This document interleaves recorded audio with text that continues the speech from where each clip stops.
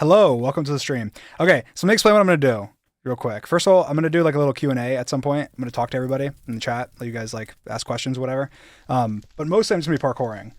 But what I added is there is a counter in the chat, right?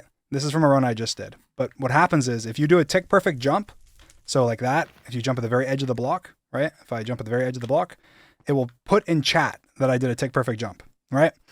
And if I jump early, it won't, right? If I jump at like before it would be tick perfect, like I'm jumping right now, it doesn't say anything. So it's a counter for when you jump perfectly like that at the edge of a block, like that.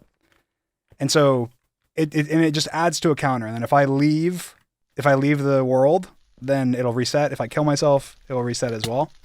It's like right now it was on 210 because I just did a run and that's what happened. But like right now that was a tick perfect jump. So it's one. Right? You can probably imagine why that's there, I guess. But I'm just going to do runs and talk with you guys as well with hand cam on while having a running counter for that. And then I want to talk. So this section, like the reason I jump late is because then I have more time to readjust myself, which, I mean, I know it's slower, but like I found it to be more consistent.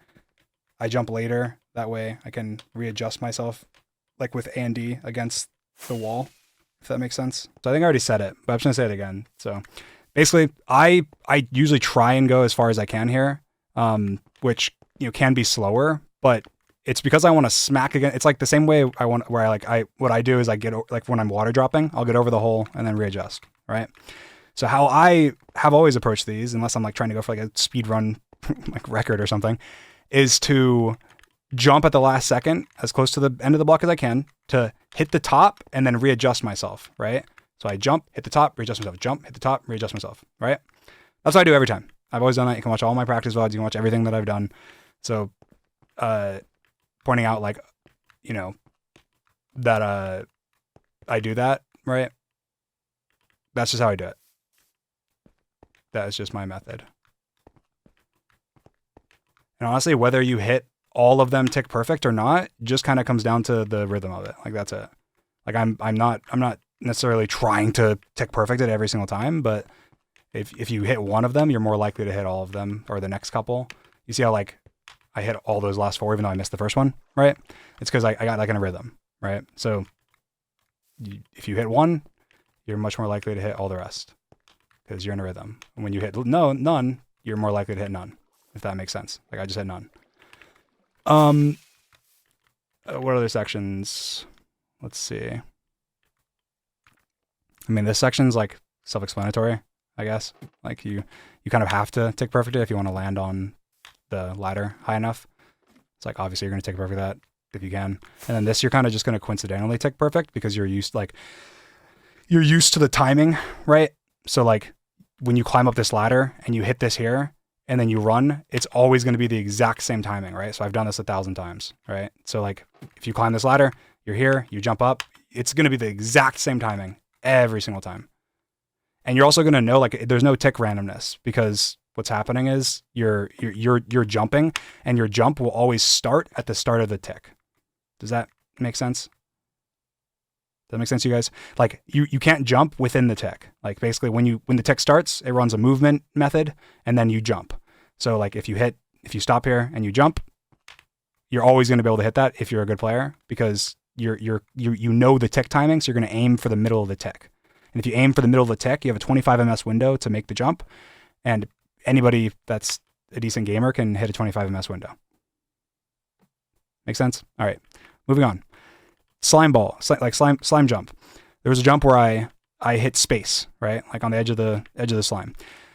There's VODs. I can talk about a specific one where you can hear me audibly press space, specifically on this one over here, right? On this slime block jump. Like if you pay attention to my VODs, you can actually hear me. Where is it? Wait, what? Oh, it's this one. You can hear me press space as soon as I hit the slime, right? And it's to catch the ladder sooner. It's the same concept here, like on this jump. Like the reason I jumped on the slime is because I was trying to do this. I'm on the old version, but I'll just demonstrate. Like if I jump, hold space, then I do a head hitter and climb up the ladder faster, right? So the ideal position, I mean, obviously you can just jump, you can hold it after, but the ideal situation is jump, press space like immediately after you hit the slime, right? But if you hit the edge of the slime and you don't bounce, then all of a sudden it becomes, you know, like you jump off the edge. So that's why I jumped on the edge of the slime. I mean, I just was trying to hold spacebar right after I hit slime, hold space, and then land, jump, climb the ladder. What else is there? Which I hope that makes sense. You can try it yourself. That's how it works. I don't think any of this is weird. This section I saw people talking about, like, yeah, I mean, if I'm running speedrun, I'll run it. I haven't done it in a while, so like I'm not gonna be good at it right now. But yeah, I mean, I do try it like this. Like a run against the walls, and you'll probably notice me do that a lot in a lot of different like places, right? Like I do that at the end as well. Like I'll give you a demonstration. But like right now I'm not sure how often I can hit this because I haven't played in a while. But like as you can see, I mean, I almost just did it there, and I haven't even practiced it in years. But the reason that I do that is just like, I don't know, it's just like a force of habit, I guess, and I'm moving, and the majority of the time, so when you're sitting still, it is harder to hit jumps versus when you're moving, because when you're moving, you can kind of see the rhythm of your movement, you know, and know when ticks are moving, I guess. I'm confused on the bar hit one. What was their defense? Well, it's just that like I'm running these, and it's like it's weird that I'm running them like that, you know, like I'm like that's not a, they're like that's like a weird way to do it because it's less effective or whatever. Which it probably is, but like for me, when I'm practicing this, I was going for, you know, runs. Like obviously I didn't do that in MCC, but in like my practice runs, it's just faster. Like it is just slightly faster. So it's harder to do, but it's slightly faster, and you just do a million runs. But obviously, like I've sucked here, but this isn't a good example. But like I'm just being honest. Like I'm rusty right now, and I haven't played this section in years, so that should be expected. But like, you obviously saw me do multiple jumps. It's not unreasonable that you chain a couple of them together. They were just about the head hitters. Which one? Oh yeah. Wait, this one here? I mean, I did this twice in a row on stream just now, like in the run. But like, yeah, I mean, generally my strategy is to, you know, jump this first one, jump the second one, head hitter here. And the reason I head hitter here, and it seems weird, like, oh my God, he's not even waiting. He just spams head hitters. It's actually because it usually doesn't matter if you make that jump, because if you head hitter here, then you can like walk across this jump even if you miss the jump, right?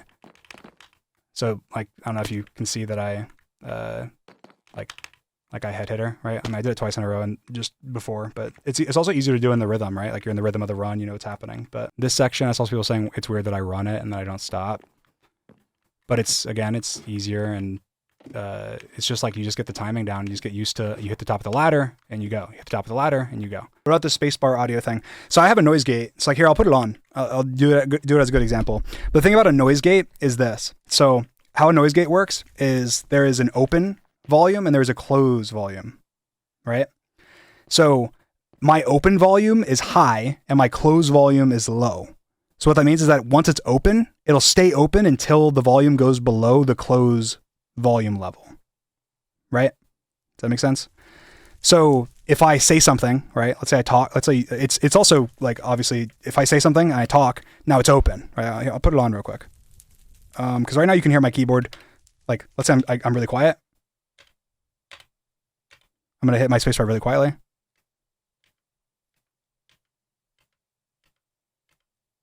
You can still hear it, right? Generally. But let me go ahead and put on my normal noise gate. Now my noise gate is on. I mean, if I slam my spacebar, like really loud, then you hear it. But otherwise, well, you watch me jump.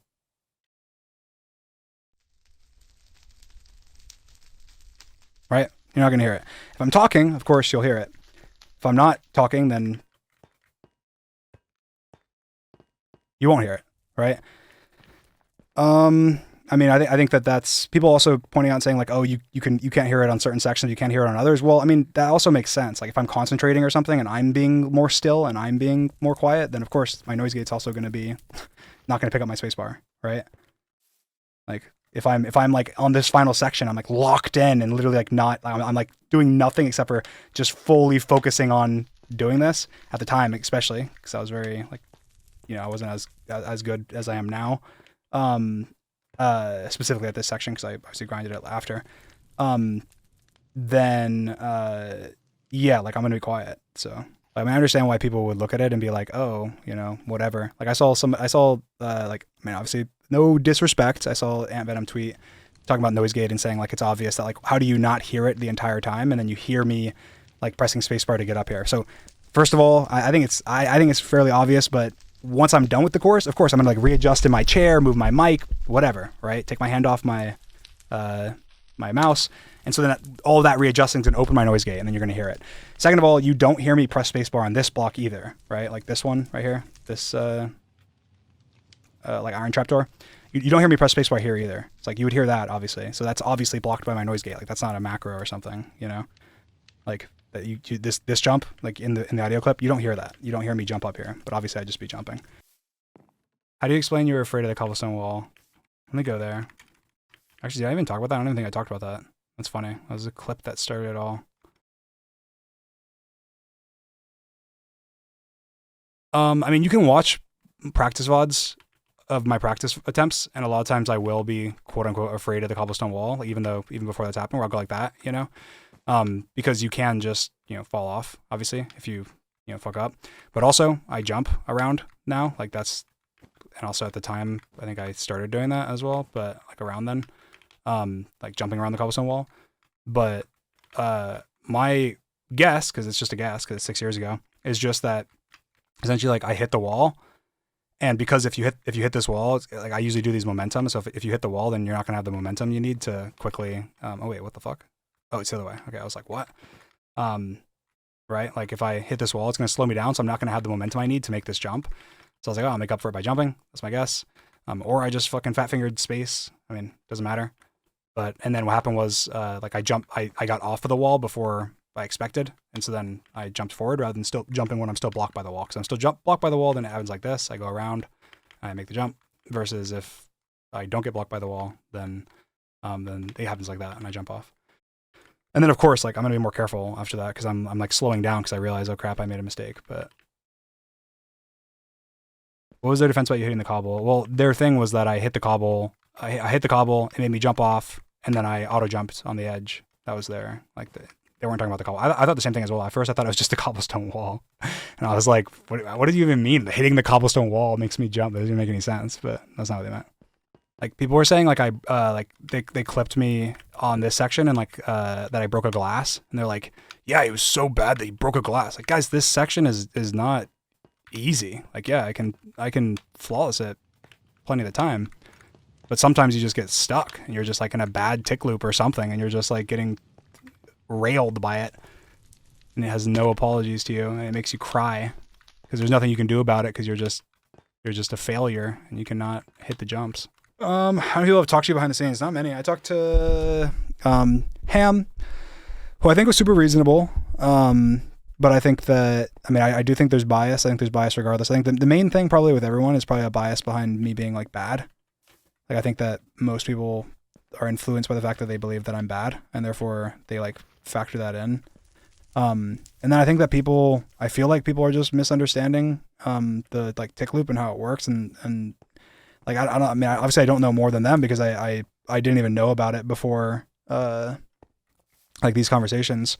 But to me it's like people are working backwards to like say that I cheated rather than working the other way around and being like, well, how can this be true? It's like for me, it's like I go, okay, I know that I can hit, I don't know, let's say the salmon ladders with more than 90% accuracy, even though my accuracy, based on the randomness and my tick timing should be around 90% or 92% or 93% or whatever. So then I go, okay, well then why is that not true? Like why is that wrong? Right. And I think about it and I realize, oh, it's because it's movement based and whatever. And like just my intuition tells me that I can easily hit, like last tick timing jumps, but then people are saying something different, then it's like, okay, let me look into it, but anyway, I think that's probably it. I don't remember if there was anything else. Anyway, appreciate you guys. Thanks for being around. Yeah, that's it. Bye. Bye.